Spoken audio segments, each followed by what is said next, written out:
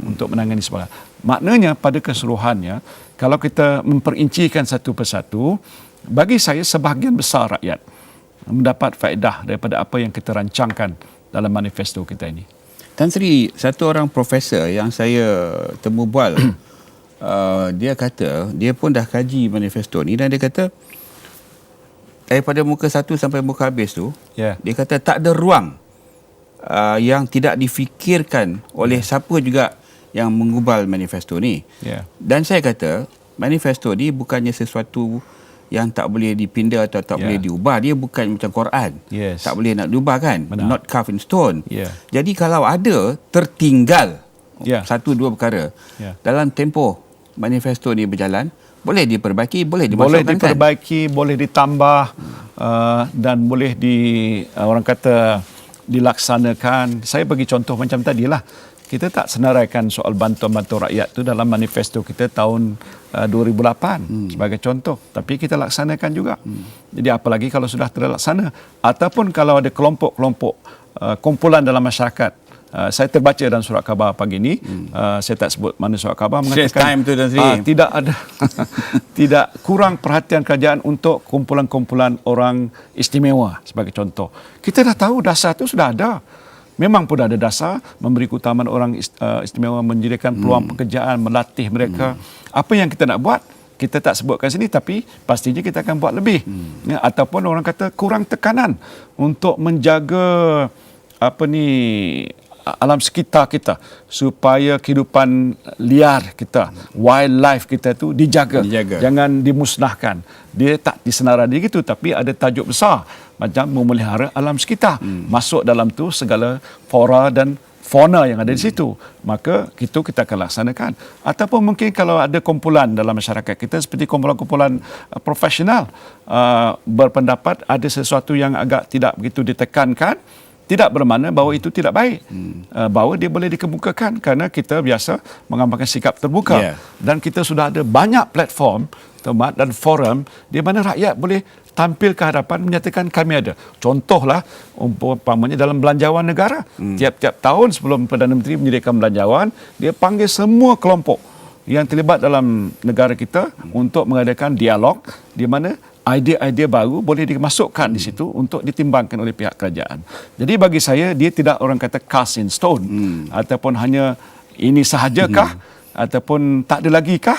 Saya tak fikir itu. Ada, malahan kalau ini terlaksana, mungkin ada perkara-perkara yang berlaku dalam tempoh 5 tahun, melihat situasi negara, perkembangan kita, konteks kita dalam negara, luar negara, bidang apa skop baru yang mungkin kita tidak tekankan akan menjadi bidang baru yang perlu ditekankan. Itu tidak menjadi masalah bagi kerajaan.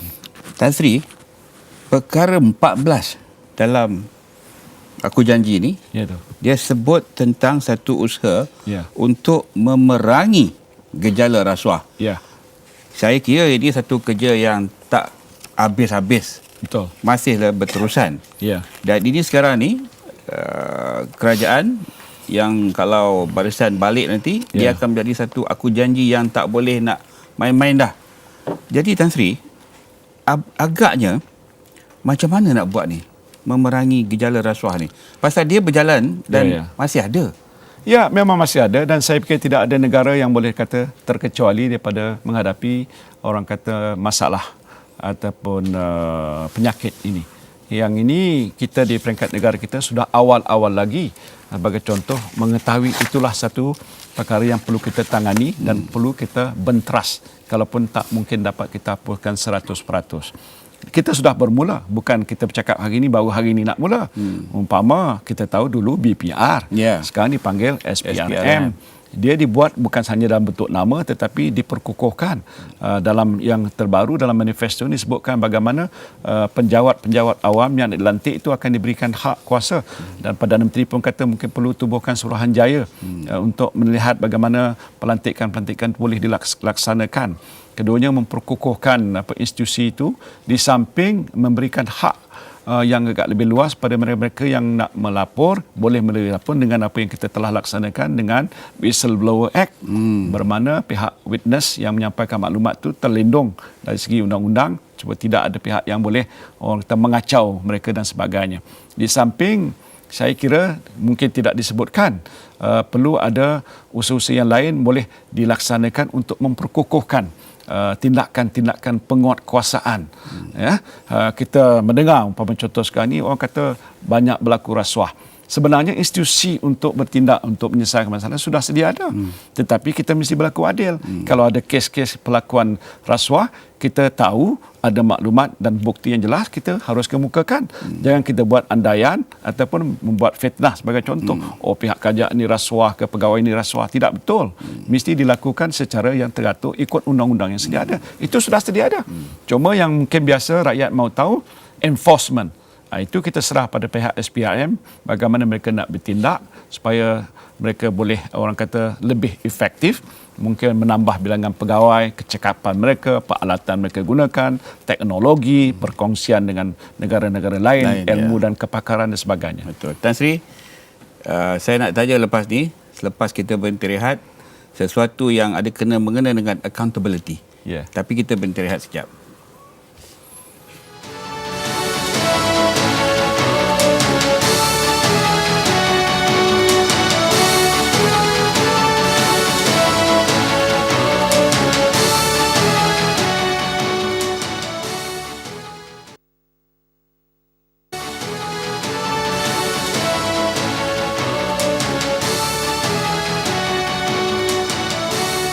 Anda masih lagi bersama saya dalam soal jawab khas malam ini. Tadi Tan Sri sebut tentang rasuah. Saya rasa bila kita sebut rasuah ni satu perkara yang panas yang di mana-mana pun orang akan bercerita tentangnya. Dan ini berkait rapat juga dengan governance dan accountability. Tan Sri minta Tan Sri cerita sikit dalam manifesto ni nanti macam mana kita nak orang betul-betul menegakkan governance dan accountability tadi. Itu satu daripada perkara yang memang kita anggap penting kerana dalam kita nak mengambil tindakan-tindakan yang sesuai menangani masalah rasuah dan sebagainya. Soal yang penting yang pertama ialah integriti. Sebab itu kita sudah roll out sebagai contoh pledge integrity ataupun aku janji integrity yang mana banyak pihak termasuk swasta telah pun bersetuju menandatangani untuk sama-sama membantu supaya masalah rasuah tidak dilakukan ataupun dapat diatasi. Keduanya dalam sistem kerajaan kita juga, umpama dalam soal menganugerah tawaran-tawaran, kontrak-kontrak yang kita sebutkan dulu mesti diubah dalam bentuk tawaran terbuka di mana dia tertakluk pada aturan-peraturan yang transparent. Bukan sesuatu yang luar daripada kawalan, mesti ada sesuatu yang jelas. Itu penting bagi telus kita kena buat begitu. Ketiganya, pentingnya kita tekankan pada laporan audit tahunan di mana dijelaskan tentang keadaan pentadbiran urusan-urusan yang berkaitan dengan soal perbelanjaan, bajet yang dilakukan oleh kementerian, agensi-agensi di bawah kementerian dan sebagaimana yang biasa berlaku. Jadi itu tidak dianggap remeh. Malahan kita anggap laporan juru audit itu penting untuk menentukan supaya tidak berlaku penyelewengan ataupun salah guna ataupun tidak bijaksana dalam nak menguruskan dana atau bajet-bajet pembangunan. Selain daripada itu, kita juga tekankan pentingnya soal latihan supaya ada kecekapan. Pasal kalau seorang rakyat Malaysia nak pergi berurusan dengan mana-mana jawatan, apakah ada respon yang agak baik supaya dia puas hati. Pasal itu menjadi sebahagian daripada governance ataupun tadbir urus yang cekap. Pegawai kerajaan kita bukan saja di peringkat SPRM, penjawat awam secara keseluruhannya. Dan ini kita dah tekankan mesti dimantapkan lagi. Waktu mana mesti ada respon yang cepat, jawapan pada semua permohonan disegerakan, mesti ada layanan baik dalam panggilan telefon ataupun di meja hadapan, front desk. Kita nak supaya rakyat tahu bahawa mereka diberikan perkhidmatan yang terbaik. Itu corporate governance. Di samping itu kita juga mahu supaya apa yang sudah menjadi dasar yang telah diputuskan oleh kerajaan dilaksanakan oleh pihak jabatan ataupun agensi-agensi yang terlibat. Itu pasal bila kita sudah aku janji, bermakna kita nak laksanakan. Yang paling besar dalam soal manifesto yang akan datang inilah bagaimana sistem pentadbiran kerajaan bertindak dan bergerak untuk respon pada apa aku janji yang kita buat di sini. Itu penting bagi kita terlaksanakan. Saya rasa ini penting Tan Sri ya. Yang berjanji ni orang politik yang sebahagian daripada yang nak melaksanakan nanti. Bukan sebahagian, semuanya. Semuanya orang kerajaan. Sebahagian besarnya adalah pejabat awam. Jadi sebab itu kita ada tekankan juga di sini bagaimana kita nak memperkukuhkan perkhidmatan awam, menambah baik tadbir urus, di mana sebahagian besarnya atas terletak tanggungjawabnya kepada pihak mereka. Tetapi sebagai pemimpin dalam kerajaan di Kementerian DNC, kita mesti bersama duduk berbincang bagaimana setiap peringkat yang kita sudah komit untuk kita sempurnakan mestilah disanakan secara yang terbaik. Tan Sri, saya nak kalih kepada bidang yang Tan Sri menjadi dia punya bos, iaitu pendidikan dan pelajaran. Okey. Dalam manifesto ni dia kata, aku janji 8 membina kecemerlangan pendidikan negara. Ini satu janji yang berat ni Tan Sri. Macam mana kita nak buat ni? Memang berat kerana aspek pendidikan sejak dulu menjadi satu bidang yang paling utama yang ditekankan oleh kerajaan tetapi memang diutamakan oleh rakyat. Sebab itu kita telah sejak dulu meletakkan agenda pembangunan pendidikan sebagai agenda utama negara. Bajet kita pun besar, bilangan tenaga kerja dalam kementerian saya merupakan lebih 1/3 daripada keseluruhan penjawat awam kita. Dan bagaimana kita menyediakan pasarana dan sebagainya itu. Bagaimanapun kita tahu kita sudah sampai ke satu tahap di mana kita penting menilai semula sistem kita. Saya fikir saya telah jelaskan dulu dan hasil daripada itu telah pun terlakar apa yang kita sebutkan Pelan Pembangunan Pendidikan Malaysia.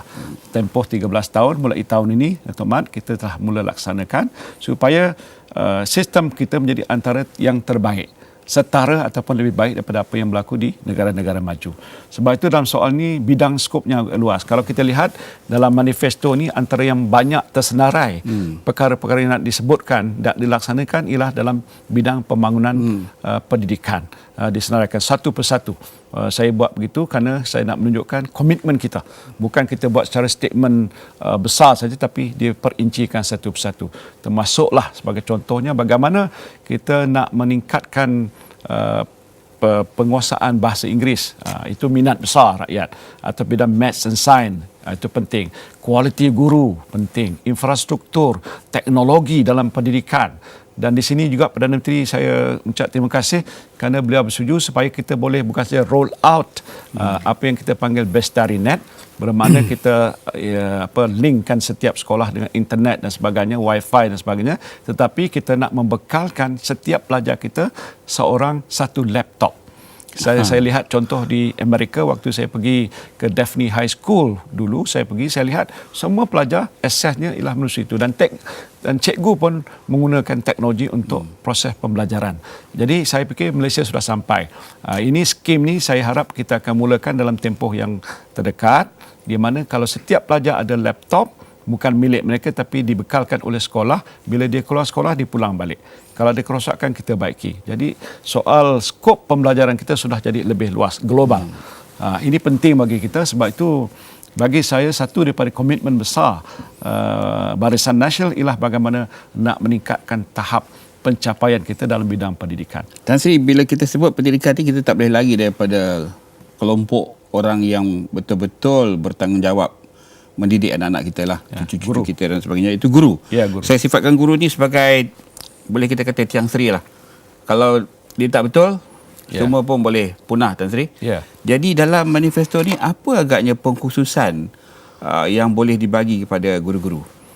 Khusus untuk guru, kita lihat disenaraikan situ antara lain bagaimana laluan kerjaya guru. Supaya mereka tahu kalau mereka menjadi guru ada harapan untuk meningkatkan kedudukan mereka dalam bidang perguruan dan kenaikan pangkat dan sebagainya. Tetapi dengan syarat mereka boleh laksanakan tugas, mereka perform bidang yang diamanahkan pada mereka. Mereka boleh meningkatkan kemahiran mereka. Ada kecekapan di mana kita buat penilaian peringkat berperingkat-peringkat supaya tahap guru kita baik dalam bidang option apa sekalipun, bahasa Inggeris ke sains ke matematik dan sebagainya itu meningkat daripada satu tahap ke satu tahap. Contoh dalam bahasa Inggeris, kita sudah ambil banyak inisiatif. Sekarang waktu kita berbicara ini pun kita sedang melatih hampir 14,000 daripada 70,000 guru bahasa Inggeris untuk di-upskillkan kemahiran mereka itu ditingkatkan lagi ataupun ditokok lagi keupayaan mereka untuk lebih proficient, lebih pakar dan mahir dalam bahasa Inggeris supaya mereka boleh mendidik anak kita dan kualiti pembelajaran bahasa Inggeris boleh kita tingkatkan lebih cepat. Apalagi di sini disebutkan kita nak menjadikan wajib lulus bahasa Inggeris sebagai syarat untuk dapat sijil penuh SPM tahun 2016. Ada orang kata kenapa 2016, kenapa tak buat sekarang? Kita bagi tempoh waktu mana kita percaya sudah mencukupi, guru ada, kemahiran mereka sudah meningkat, maka waktu itu kita nak mewajibkan supaya pelajar kita kalau nak dapat sijil penuh mestilah lulus SPM bahasa Inggerisnya contohnya. Jadi ini akan melibatkan banyak perkara. Saya boleh sebutkan lebih daripada waktu soal jawab skop itu untuk menunjukkan betapa kita tidak mengabaikan pelajaran, kita anggap ini sebagai prasyarat membangunkan modal insan. Kalau disebutkan dalam pelan transformasi ekonomi itu kita nak menjana 3.3 juta pekerjaan baru, 2 juta lebih daripada itu adalah yang pakar, yang mahir. Tan Sri, bila Tan Sri sebut tu, saya kena tanya ni. Pasal kadang-kadang bila kita pergi sekolah, dia mementingkan, mak bapak mementingkan, mesti ada sertifikat, mesti ada result yang baik, mesti ada degree. Tapi saya tengok, kadang-kadang tak perlu dapat degree pun, tapi kita boleh menjadi umpamanya usahawan yang berjaya. Dari dalam manifesto ni, ada tak mana-mana yang dia kata kerajaan ataupun parti yang memerintah ni, Barisan Nasional, kalau dia jadi balik, akan menyediakan peluang untuk seorang murid untuk menjadi seorang usahawan? Ya, memang ada. Kita tekan aspek vocational dan technical kerana kita sudah pun mengetahui dalam situasi yang sedia ada itu tidak membadai, dan kita telah tekankan dalam manifesto ini pentingnya kita membangunkan institusi vocational supaya anak-anak kita yang agak lebih berminat dalam bidang sebegini, tidak semestinya dalam bidang akademik, dapat diberikan ruang dan peluang. Seawal-awal usia mungkin dia dalam tingkatan 2 sebagai contoh, di mana kita sudah perkenalkan subjek vocational ataupun keusahawanan. Dan kalau mereka melihat itulah bidang yang mereka minati, mereka boleh terus. Dan sekarang ini sudah ada ruang di mana bukan saya sampai ke peringkat sijil, tapi ke diploma atau lepas tu masuk ke universiti. Macam Datuk sebutkan tadi, tak mestilah ada sijil apa semua, tetapi minat itu penting. Jadi harus kita bina minat tu di peringkat awal persekolahan. Dan kalau kita lihat anak ini agak cenderungnya bidang itu, tidak mesti dalam keusahawanan ataupun teknikal ataupun dalam bidang elektrik dan sebagainya, mereka boleh kita berikan ruang. Sebab itu sekarang ini sudah ada 27 college vocational, kita akan tambah lagi supaya space atau ruang tu akan. Dan saya lihat dalam tempoh setahun yang lalu, bila kita melancarkan program transformasi pendidikan vocational, sambutan daripada ibu bapa anak sudah meningkat. Kita jangka hanya 20,000, sudah ada nak mendata sampai 100,000. Jadi bermakna saya kena cari ruang baru, mungkin sekolah-sekolah yang tidak diguna sepenuhnya tu jadikan sekolah vocational, sekolah yang dikatakan kurang murid di setengah tempat macam di Felda, boleh kita tambah fasiliti untuk membolehkan pembelajaran vocational diperkenalkan di sekolah itu. Ini langkah-langkah kita yang kita buat. Okey, saya ada 2-3 soalan lagi, tapi saya nak tanya yang ni dulu sebelum saya terlupa. Kawan-kawan suruh tanya, ini dalam manifesto ni kata ada 1 juta rumah yang nak dibina. Boleh ke kita lihat perkara ini berlaku dalam tempoh 5 tahun nanti? Boleh, kerana dalam itu disebutkan ialah kerjasama awam swasta. Bukan saja kerajaan dan swasta. Kombinasi kerajaan swasta penting supaya rumah mampu bilik itu, bukan saja rumah saja, tapi rumah mampu bilik disediakan. Kita sudah mulakan dengan Prima sebagai contoh. Kita ada juga sambutan daripada syarikat-syarikat swasta pemaju yang kata bersedia bekerjasama dengan kerajaan. Di mana tapak tanah disediakan oleh kerajaan ataupun mereka boleh sediakan, dan bagai-bagai bentuk-bentuk yang lain supaya harga rumah yang kita tawarkan kepada rakyat itu adalah harga yang mampu bilik. Yang ini sudah pun kita mulakan, tetapi yang dinyatakan dalam manifesto ialah 1 juta. Kalau kita andaikan setiap tahun sekurang-kurang 200,000, kita agihkan setiap tempat, Johor Bahru berapa, Kuala Lumpur berapa, di Sabah, di Sarawak, bermana banyak projek-projek akan terlaksana dalam tempoh 5 tahun yang akan datang. InsyaAllah ini bukan satu aku janji yang orang kata tidak boleh ditepati, itu satu yang boleh disempurnakan. Pasal 1 juta tu nampak besar, Tan Sri. Tapi tak apa. Sekarang saya nak tanya Tan Sri, kita ni sebenarnya diburu masa, Tan Sri. Orang akan tanya, pilihan raya ni nanti akan ada kempen sana kemari, turun padang, ucapan kenduri. Mengapa orang perlu memilih BN, Barisan Nasional, kembali sebagai teraju pentadbiran negara? Itu jawapannya agak mudah. Kerana kalau kita lihat hari ini apa yang telah terlaksana oleh pihak Barisan Nasional membuktikan kita telah menambah orang kata lebih banyak orang kata manfaat, nilai hidup, harga diri, sebagainya, apalagi kemajuan-kemajuan dalam semua bidang ekonomi, sosial, pendidikan, politik, antarabangsa, agama. Maka trend yang sudah asas terbina selama puluhan tahun ini sepatutnya terus meningkat. Tak boleh orang kata digelincirkan. Umpama program transformasi sudah berjalan, apakah kita nak halang dan kita menggelincirkan kereta api kita ini masuk ke gaung hanya kerana sebab-sebab politik? Bagi saya bukan saja soal politik, tapi pentingnya hala tuju negara sudah pun kita letakkan. Asasnya sudah terbina. Rakyat sudah mula menerima dengan lebih senang dengan apa dasar-dasar yang telah pun kita laksanakan. Jadi yang sebab itu bagi saya jawapannya mudah. Bermakna kalau kita nak melihat masa depan yang lebih orang kata terjamin, situasi ekonomi yang lebih mantap dan peluang hidup yang lebih baik dan masa depan yang lebih cerah, maka tentu mereka akan mencari pihak yang ada berpengalaman. Walaupun ada pihak yang komen itu, Mat, mengatakan Barisan Nasional ini sudah tua. Kerana dia kata sudah umurnya lebih 55 tahun. Saya jawab, pemimpin dalam Barisan Nasional muda-muda daripada Pakatan Pembangkang. Itu satu. Yang keduanya, ada perubahan pimpinan semasa dari semasa ke semasa. Malah lebih dinamik, lebih berfokus, lebih wawasan. Jadi tidak bermakna bahawa parti itu sudah lama wujud dalam negara, maka dia sudah jadi tua. Tua bermakna berpengalaman. Tapi dalam keadaan yang sama, berkemampuan. Kerana terbukti apa yang telah pun kita lakukan bukan satu perkara yang mainan. Memang benar, boleh dilihat, dianalisa oleh pakar-pakar, baik ekonomi, tahap mana pencapaian kita. Jadi kalau itulah hakikatnya bagi saya, kalaupun saya tidak orang kata menjadi pemimpin BN, saya kata mencari pihak yang saya boleh percaya. Sebab itu keyword yang digunakan oleh Perdana Menteri ialah trustworthiness, kepercayaan kepada pihak yang mereka fikir boleh mampu memikul amanah ini. Siapa yang mereka boleh percaya? Itu yang penting bagi kita. Tan Sri, ada juga kadang-kadang dekat luar tu orang kata bagilah calon orang lain. Itu macam mana? Ya, itu mungkin satu perkara biasa, tapi dalam soal menentukan masa depan negara, kita kena orang kata rasional. Bukan soal menukar kerajaan sebagai itu satu perkara lumrah. Cubalah, besok tak boleh kita balik semula.